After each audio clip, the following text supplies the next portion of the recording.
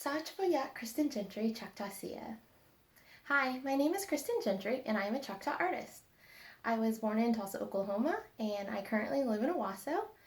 I am an artist in the areas of painting, printmaking.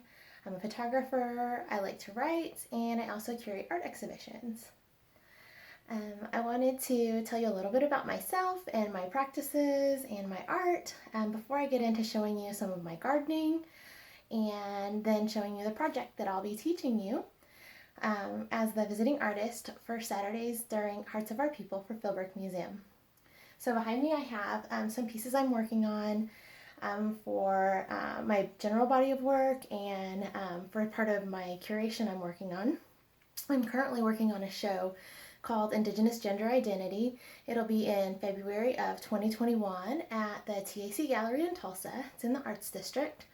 So that show is all about Indigenous gender identity and a focus on what that gender identity means for each person in regards to their culture, them, and it varies from person to person, from tribe to tribe, all different range. These two pieces are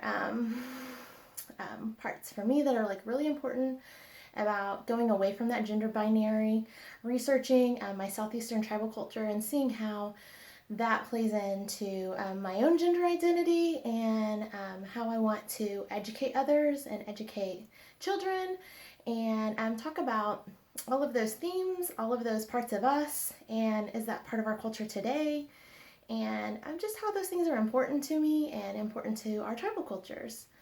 So I do a lot of geometric patterning. I'm an avid gardener, so I've always been very influenced by nature. So nature is throughout our tribal clothing, across the tribes in different ways, different forms. And my tribe uses the replicated diamond pattern from the snake. So the medicine of that snake is represented throughout our traditional tribal regalia since like colonization. Before that, our tribes obviously wore different types of clothing before we had like cotton fabrics. We did a lot of weaving, so that patterning is really important to me. You can see that, like I have the replicated triangle patterns. These pieces right here, having to do gender identity, I don't know if you can see it on here, but it has the medicine wheel behind the symbol for more than the gender binary. It's typically the symbol for trans. So those are some deep topics for another discussion, but you can see I love the abstraction, and then I love the symmetry and then the asymmetry of putting it all together. My piece up above, I don't know if you can tell, but I could like take it off and show you. So this is a new piece I'm working on. It's not finished yet, it's still in progress. So again, you can see that same patterning. And this one, I've always been interested in the positive and negatives. And then, so this one has literally like the negatives cut out. Eventually I will paint the entire inside all black, and then I'm going to put some lights in here. So I'll probably do some type of see-through paper to cover up the negative space so that the light isn't just like bright, it dims it a little bit. So that's what I'm going to do for that piece. So and so outside of that, I also do watercolor. I mix my watercolor and poetry right now. There's a show that's at Living Arts right now, and it's curated by Tony Tiger and Bobby Martin. They're both Native artists, and that show is called Speak While You Can. It's all about Indigenous languages and our preservation and using what language we have so that we don't lose any more of what we already have lost. So, that is from my body of work called The Circle, and that's a watercolor body of work. It's abstracted florals, and that's just another part of my art practices. I also do jewelry. So again, you can see where I have those diamond patterns through the snake, and snakes are part of like our Choctaw snake dances. It's on our like tribal regalia. So again, those geometric patterning, it's really important to me. And then in a second, I'm going to go outside and I'll show you guys my garden. And then I'll show you like the project that we're working on. And I have a project all about using our medicine, learning about what a medicine wheel is, and how we can paint it and then put those pieces together, and just kind of looking inside ourselves, reflecting on what's important to us. And so for me, So I'll talk about it before I go outside. So the medicine wheels, there's 4 parts to them. They typically represent the different directions, the different stages in life. Typically they're painted or created with red, black, yellow, and white. But you guys can paint them more reflective of yourselves or your own tribal cultures, or if you're not native, colors that are important to you in your life that mean something. And then you can also, at the end, glue those back together and create a piece that you can hang up and keep, somewhere safe. It's an important symbol. So there's a medicine wheel on this. So I will show you guys. Let's go outside and check out the garden. Okay. Hi everybody, so I'm back. I changed really quick so I can paint, get a little bit dirty in the garden, show you guys. I changed out of my ribbon skirt. So I'm out here right now. I'm in the area that had like my corn that's already done for the season. It's just drying out. We harvested it on Griselu, which is corn in Cherokee.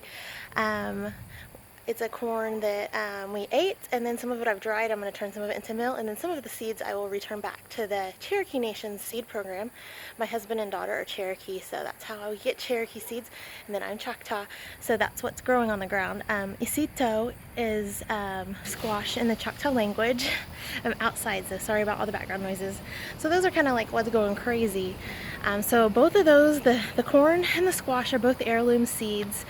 From my family's tribes, and then so our tribes send out seeds to help us with seed preservation, seeds that have been saved throughout all of the generations. So that's why plants and nature are so important to me in my artwork.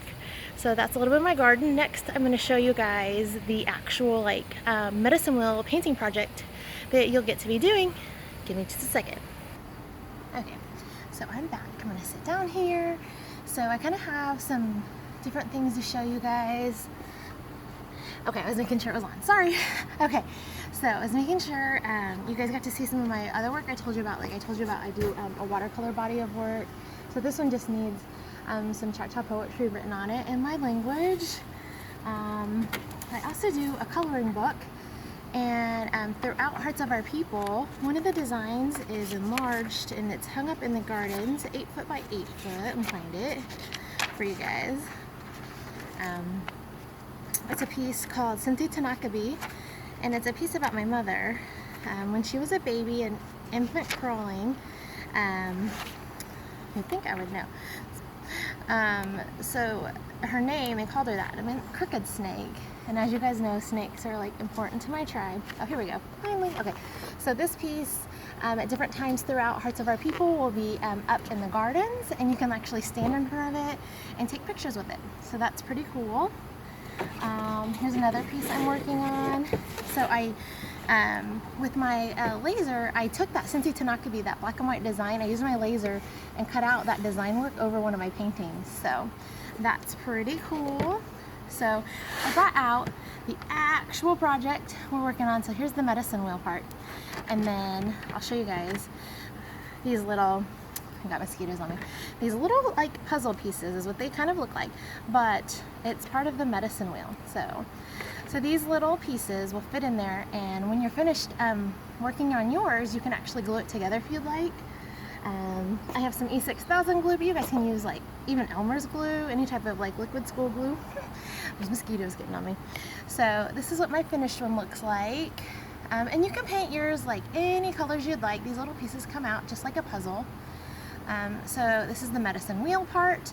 And then these little pieces, tribe to tribe and person to person, medicine wheels will, represent different things. And for me, I see my medicine as something kind of through education.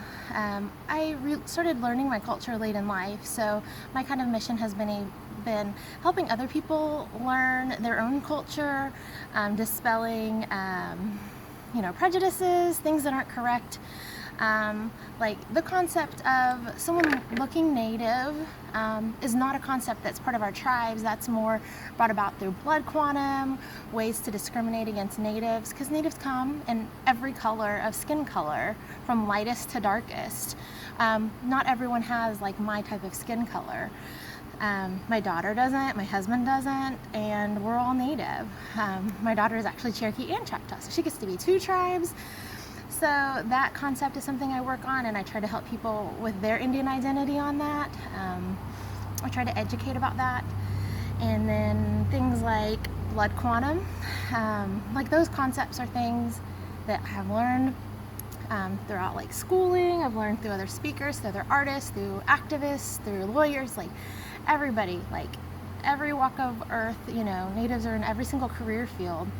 And just learning all those things and trying to share that and helping other people find their way, like any like language they know, and working to, you know, relearn that is, you know, special to me.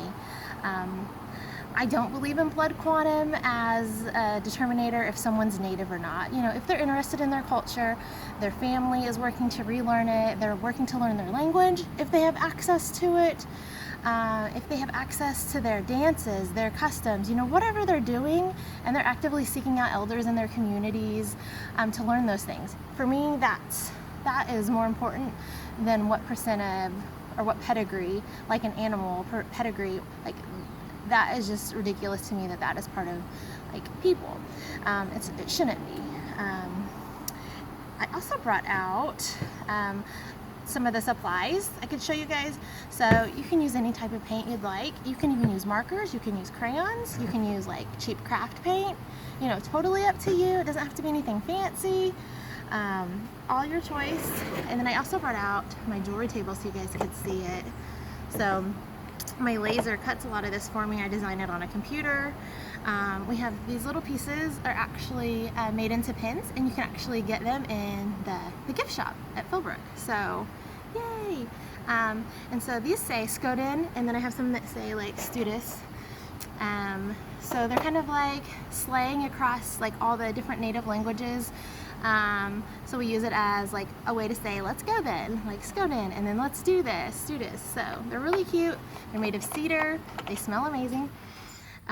So I should actually put some cedar oil on right now. That would really help me with all the mosquitoes outside. So here's another version of like my medicine wheels. These have Choctaw diamonds on them. I make all kinds of earrings. Like I make the earrings I'm wearing. I have lots of different snakes that I do because that's a big part of my culture. I have this tulip design that I really love to make for earrings. I just do, you know, I'm really interested in ways that our culture is accessible to everybody. In one way, yes, through paintings, but not everybody can afford paintings. But most people can afford a pair of jewelry or a pair of earrings from me, or a pin or a hairpiece. I try to have all price ranges so that I can share my culture in that way and that people can be a part of it. Nobody's culturally appropriating, that it's good to wear it. I make these things with my hands, my heart, of course, my culture, and just my way to share with you. So all of that is kind of what I think of as my medicine. Like everything I do art-wise, everything I do with my garden, how I can educate all of that and share that, like that's my medicine. So like these little pieces, like oops, I dropped one. All these pieces like represent that for me. And when I put them together, it makes me like a whole person or like the whole medicine wheel. And that's really special to me.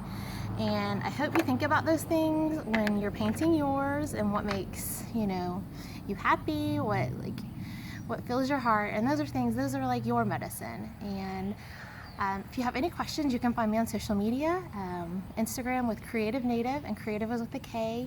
You can go to www.kristingentry.com. That has everything. If you have any questions, just let me know. Thank you guys. Bye.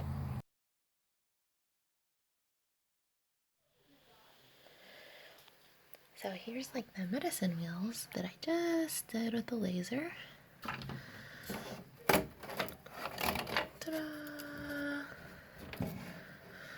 There's always the one that likes to be hanging. So when you work on these, they all have a little piece of sticky on top of it, like a little piece of paper that you'll peel off. So you can peel one at a time and paint all the surface. So it's on the front and the back. It just protects the wood while I'm burning it in the laser. I just want you guys to know that.